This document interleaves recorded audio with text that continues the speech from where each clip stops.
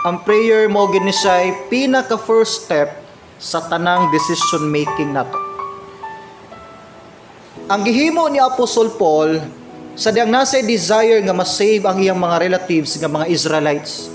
Tanawa sa Romans chapter 10 verse 1. Ingon din ni Paul, brethren, ingon siya, my heart's desire and prayer to God for Israel is that they may be saved. Gusto ni Paul nga maluwas ang mga Israelite, ang iyang mga kaliwat, iyang kadugo.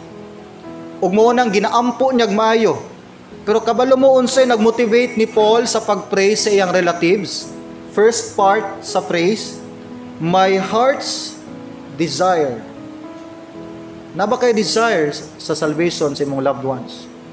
Ang imong pag-ampo para sa imong loved ones nagdepende ni sa level sa imong desire. Kung wa kay tinguha gyud para maluwas sila, imo lang silang binuangan og ampo sa mahinumduman lang or gani dili pa usahay nato iampo.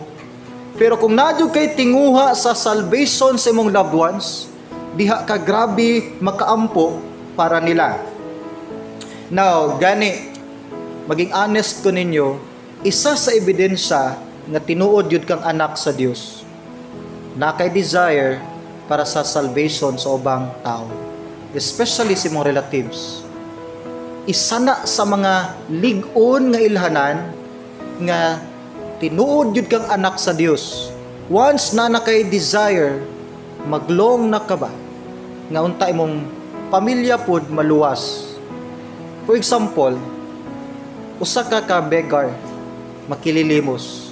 Apad nimo makililimos pod. Ang kauban nos pamilya puro taninyo makililimos. Gutom, pila na lang kadlaw mahutdan na tagkusog sa atong kagutom.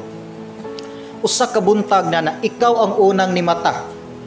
Pag mata nimo sa imong gamay nga banig, nagdinaganay ang mga tao ngadto dapit. Ingon di ka asa mo padulong. Ingon sa naay libreng pagkaon didto, libreng tubig. Mao ba? So nikuyog kanila, tulog pa imong minahal sa kinabuhi, nga pareha pod nimong gutom.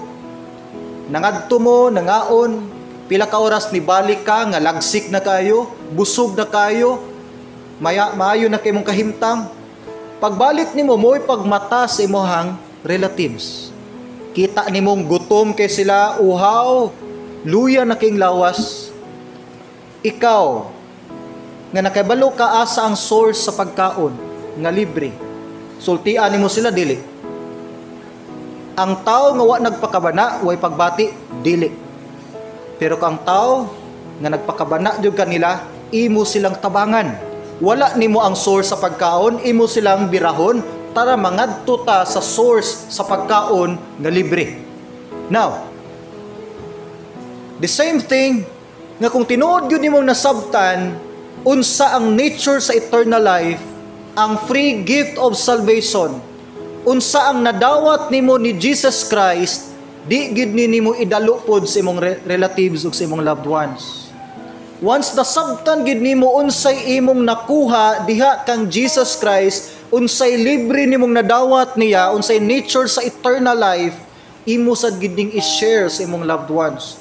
Gawas kung wala kayo nimo nasabtan unsay imong nadawat gikan sa Dios.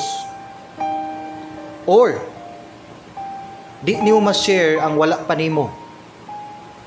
Muna kung wa pa nimo na-receive ang eternal life, unsaon niyo pag-share nga to sa uban? Kung wa pa kay experience unsa ang eternal life, nganong excited man ka mo share sa uban? Di niyo ma-share ang something nga wa pa nimo na experience. Di niyo makipakita sa uban ang excitement, ang feeling of excitement o joy kung una sa tanan wa pa ka ka-experience ni anak. Muna kung tinuod kang nabusog gyud sa eternal life ni Christ, i-share nimo ni sa gutom ug uhaw nimong relatives. Amen.